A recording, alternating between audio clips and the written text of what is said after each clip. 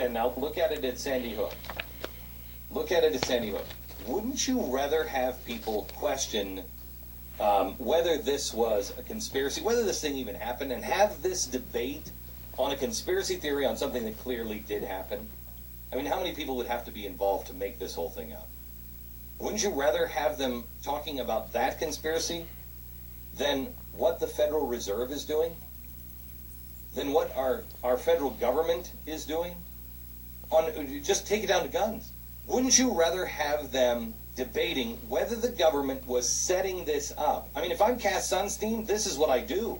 I get into these groups and I say, you know what, it's a conspiracy. It never even happened. Because then I'm debating whether or not it even happened, and I'm not debating the gun control that they're putting through. It's the birther thing, too. I mean, yeah. I would say, let's debate whether he was born here instead of whether his policies are horrible. I mean, it's important to know if the president was born here or not. But that's the policies. By the time you got to that, the policies were so stunning. That's why the president was bringing it up himself.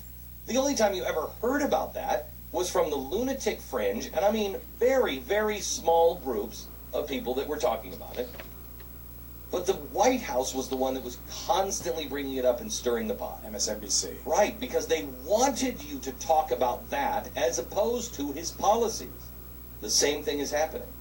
It's important that we know the difference between conspiracy theories and conspiracy fact. So, all right, you ready for me to drop a bomb on you guys?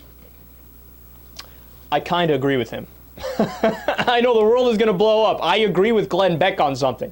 But let me explain, because at the same time, while he is right about a certain part of what he's saying, he's also, in another way, so utterly wrong. So let's talk about where he's right first. To the point of, hey, look, people who are obsessed with conspiracy theories, they're kind of, they're distracted, so you're not having a substantive policy debate. You're too busy debating the conspiracy theory, right? So I'll give you a perfect example. The 9/11 truthers. And a lot of them are people who would call themselves progressive, that are left-wingers. A lot of them are also right-wingers. I mean, look at Alex Jones. He's like the leader of the movement. He's a right-winger. Excuse me.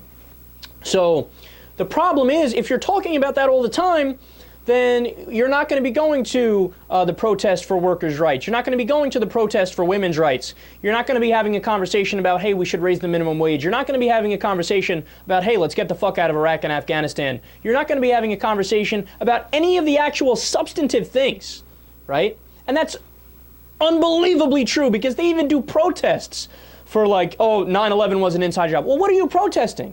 Well, let's say you succeed. What is success? So everybody agrees with you. Okay, then what? Then what? What happens after that?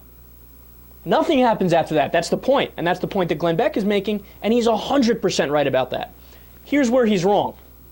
Glenn Beck making that argument is ridiculous. The argument coming from him, he is a conspiracy theorist. This is the guy who wrote a book called Agenda 21. You know what Agenda 21 is? Don't worry if you don't. You shouldn't. It's the most obscure UN treaty, non-binding UN treaty that the U.S. didn't even sign on to. That says, hey, we should do sustainable development. So, let's not fuck up the entire planet by bulldozing trees and fucking up rainforests, etc. Right? But they look at that and they go, oh, we got Barack Obama. See, he wants to put us in hobbit homes and ban gasoline in cars, and they're going to make sure that we can sterilize us with the fluoride in the water. I'm not kidding. I mean, absolutely nutbar stuff. But Glenn Beck is one of the leaders of that movement. So for him to say, oh, look, I mean, conspiracy theories distract from substantive debate is ridiculous.